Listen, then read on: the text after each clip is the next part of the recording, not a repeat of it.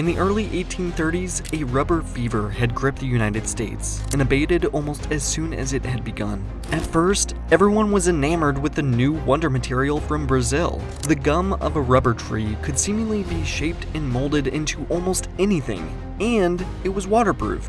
Factories had begun to spring up everywhere to cash in on the new craze, but the products being churned out were far from high quality.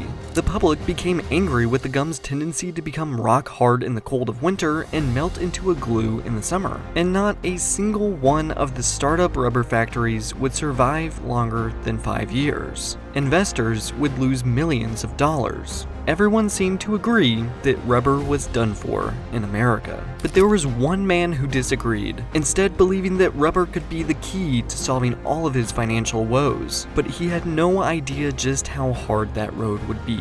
This is Learn Something New.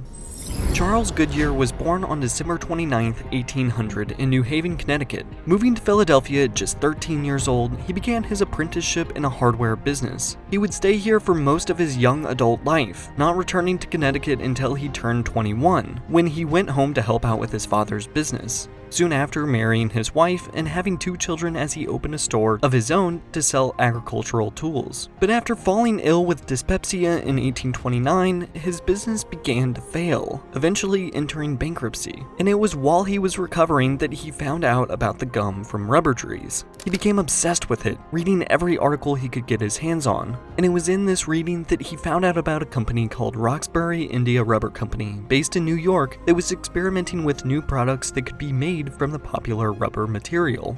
He was so interested in the idea that he went to New York to visit them, but quickly found out that the company, which was making life preservers at the time, was failing. A manager there offered to show him why they wouldn't be in business for much longer. He was shown that as soon as the weather would start to heat up, the entire supply of rubber goods would melt on the shelves. Not to mention that the rubber off the trees began to rot after a while, making pretty much everything that was made with them completely useless. Faith in the product's ability to turn into anything useful was already beginning to dwindle, but Goodyear decided to try and experiment with this gum to see if he could cure these problems instead of just giving up on them. He promptly packed up his things and returned home to his family in Philadelphia.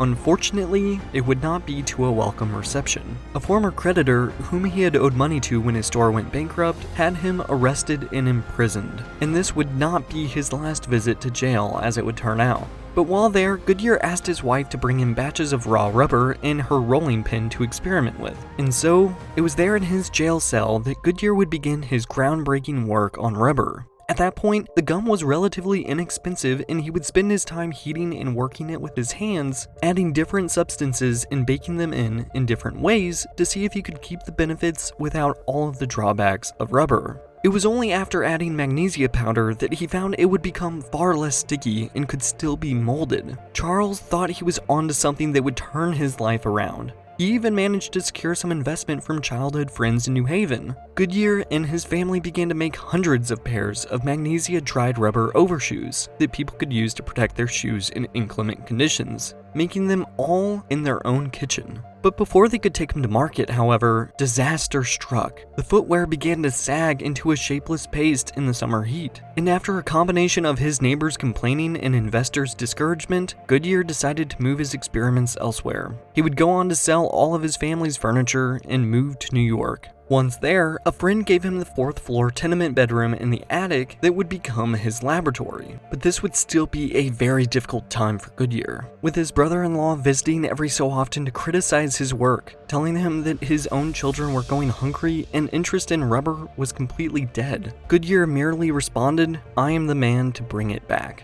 Goodyear put in countless days of work experimenting in the small attic with different chemicals, trying to make the rubber better. At one point, almost suffocating himself from the vapors it produced. He survived and found that his rubber was indeed getting better and felt almost like a cloth after being treated. This success attracted an investor who offered him several $1,000s to begin manufacturing the new form of rubber at scale. it seemed like things were finally starting to look up for Charles Goodyear. The new company started to make clothes, life preservers, rubber shoes, and other rubber goods in a large factory on Staten Island. But just when things seemed like they were going Goodyear's way, they took a turn for the worse. A financial panic in 1837 wiped out all of his investors' money and left him penniless once again. He was forced to move away from Staten Island, moving to Boston instead with his family. And it was here he would reconnect with the man behind Roxbury Rubber Company, J. Haskins, becoming good friends to the point where Haskins helped lend him the monetary support to keep Goodyear and his family afloat while he continued his research. By 1839, after years of experimentation and through much trial and error, Goodyear found that he could vulcanize the rubber using sulfur on it while heating it up.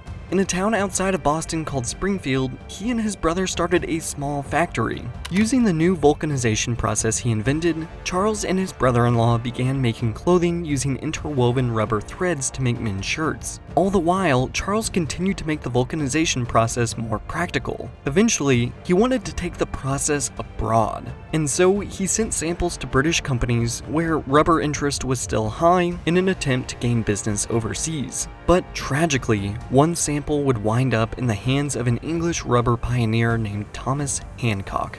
Like Goodyear, Thomas had been trying to make rubber waterproof for over 20 years. And while examining the sample that Goodyear sent him, he noticed a bit of yellow sulfur on it and managed to reverse engineer the process of vulcanization in 1843. So when Goodyear attempted to file his British patent, as he had done in the US, he found that Hancock had beaten him to it.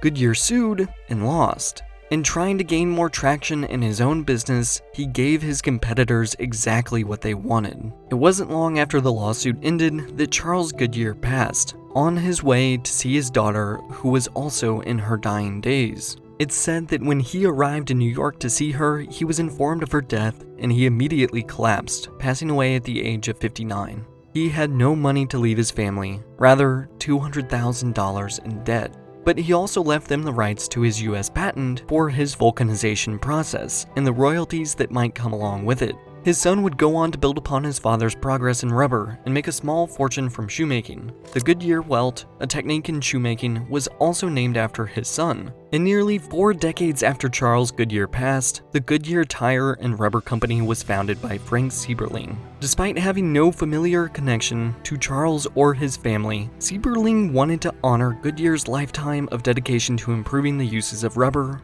putting his name on the company, which would go on to become one of the largest rubber businesses in the world. Charles Goodyear would never see his work go on to become successful, but he always felt it would be, and it would seem as though he would come to terms with this before his death, writing, "Life should not be estimated exclusively by the standard of dollars and cents. I am not disposed to complain that I have planted and others have gathered the fruits. A man has cause for regret only when he sows and no one reaps." Thank you for watching Learn Something New. If you enjoyed this video, like, subscribe, and share it. Thanks again, and I'll see you in the next one.